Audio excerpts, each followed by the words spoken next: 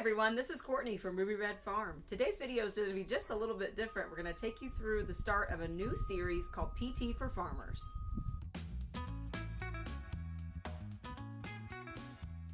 So in case you're new to the channel, we farm part-time, and my day job is actually that I'm a physical therapist here in the state of Indiana.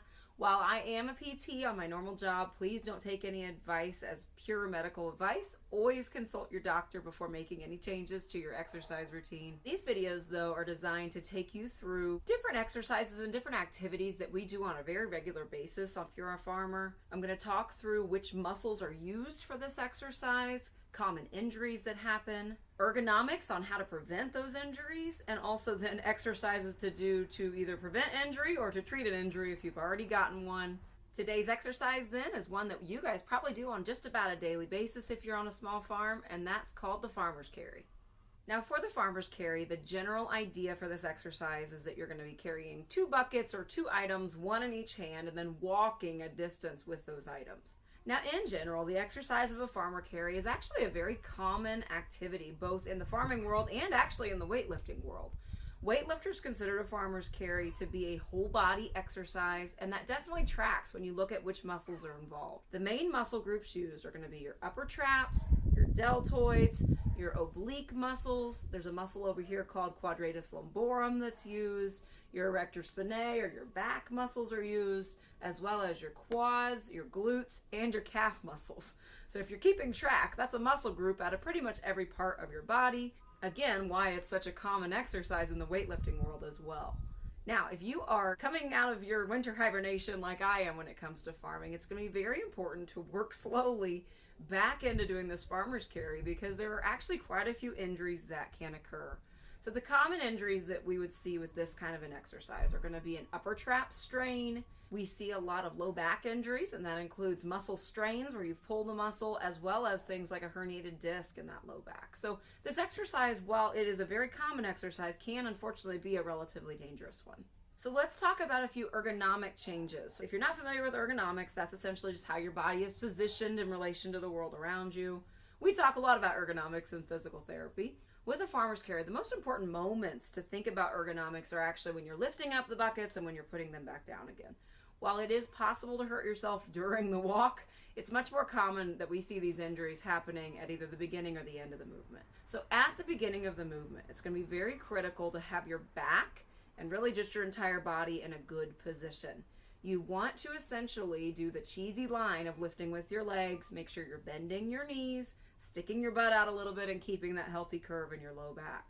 On top of that, you do want to make sure you have your arms as close to you as possible, and you want to have them all the way straight. You never want to be putting weight through your arms with your elbows bent for this one because in theory it should be primarily your legs that are doing the work.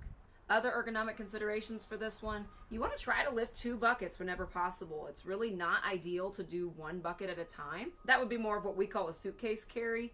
That is a significantly harder exercise simply because now only one side is doing all of the work and the other side's not helping very much. So always try to lift 2 buckets when you can. It's also very important never to lift more than you're able to. Personally, I end up typically filling up 2 buckets half full and carrying it that way, and then coming back for more later because I know from experience that if I fill a bucket too full, I'm going to hurt myself, unfortunately. And then my last piece of advice when it comes to preventing injuries is to make sure you're taking days off, sharing the load if you do live on your farm with another person. These muscles, especially as you're first coming out of that winter hibernation and getting back at it, they're going to have a very hard time adjusting if you just go all out all at once, carrying full buckets on both sides. Now, let's talk through a couple of different exercises you can do to either prevent an injury or to treat an injury if you've already accidentally hurt yourself. One of my absolute favorites is a doorway QL stretch. So the quadratus lumborum, again, is that muscle on your side here. That muscle can be a little bit tricky when it comes to finding a good stretch for it. So for this doorway stretch, you're finding one side of the trim of a doorway, really leaning and setting your hips off to one side to feel that nice stretch. You should feel it between your pelvis and your rib cage on the side that your hips are going toward. Hold that stretch about 30 seconds. That's a great one to really do on a daily basis, but especially if you find yourself in a very heavy lifting season.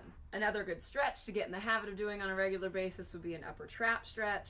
So to stretch your upper trap, all you're doing here is simply tilting one ear towards the opposite side. You can take your opposite hand then on top of your head and just gently pull. You're going to feel that nice stretch down the side that you're tilting away from. You can kind of change the angle a little bit as well, just to make sure that you're not tensing this muscle up so much when you go to lift. You also want to really focus on keeping those shoulders down and, again, letting your legs do the work. One exercise you can do to train for the farmer's carry, besides just simply doing a farmer's carry, is to do a good morning. So a good morning is a little bit of a modified deadlift. You're going to have very straight back and straight legs. You still do want to kind of stick your bottom out and have that curve in your back.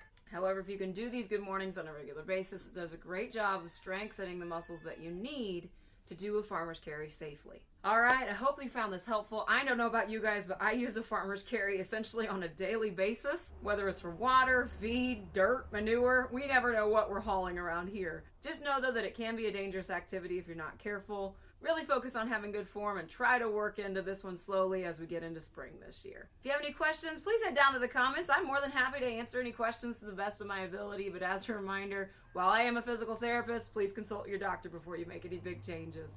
Let me know if you enjoyed this. Please make sure to hit like and subscribe. This was Courtney from Ruby Red Farm, and I hope you all have a great day. This rooster will not stop crowing.